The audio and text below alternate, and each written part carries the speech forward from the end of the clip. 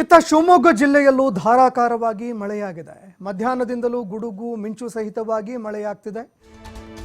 ಶಿವಮೊಗ್ಗ, ಸಾಗರ, ಹೊಸನಗರ, ತೀರ್ಥಹಳ್ಳಿ ಸೇರಿ ಹಲವೆಡೆ ಭಾರಿ ಪ್ರಮಾಣದಲ್ಲಿ ಮಳೆಯಾಗ್ತಾ ಇದೆ. ಶಿವಮೊಗ್ಗದ ನಗರದ ತಗ್ಗು ಪ್ರದೇಶಗಳಿಗೆ ಮಳೆಯ ನೀರು ನುಗ್ಗಿದೆ. ಎಲ್ಲೆಲ್ಲಿ ತಗ್ಗು ಪ್ರದೇಶ ಇದೆ, ಭಾರಿ ಮಳೆಯಾಗ್ತಾ ಇರೋದ್ರಿಂದಾಗಿ ತಗ್ಗು ಪ್ರದೇಶಗಳಿಗೆ ನೀರು ನುಗ್ತಾ ಇದೆ. ಇನ್ನು ನೀರು ನುಗ್ತಾ ಇರೋದ್ರಿಂದಾಗಿ ಸಂಪೂರ್ಣವಾಗಿ ಗೋಪಾಳಗೌಡ ಬಡಾವಣೆ ರಸ್ತೆಗಳು ಸಂಪೂರ್ಣವಾಗಿ ಕೆರೆಯಾಗಿ ಮಾರ್ಪಾಡಾಗಿವೆ. ಇನ್ನು ರಸ್ತೆ ಯಾವುದು, ಕೆರೆ ಯಾವುದು ಒಂದು ಕೂಡ ಗೊತ್ತಾಗದ ರೀತಿಯಲ್ಲಿ ರಸ್ತೆಗಳೆಲ್ಲವೂ ಕೂಡ ಕೆರೆಯಂತೆ ಮಾರ್ಪಾಡಾಗಿವೆ. ನಿರಂತರವಾಗಿ ಭಾರಿ ಪ್ರಮಾಣದಲ್ಲಿ ಮಳೆ ಆಗ್ತಾ ಇರೋದ್ರಿಂದಾಗಿ ರಸ್ತೆಗಳೆಲ್ಲವೂ ಕೂಡ ಜಲಾವೃತಗೊಂಡಿದ್ದಾವೆ.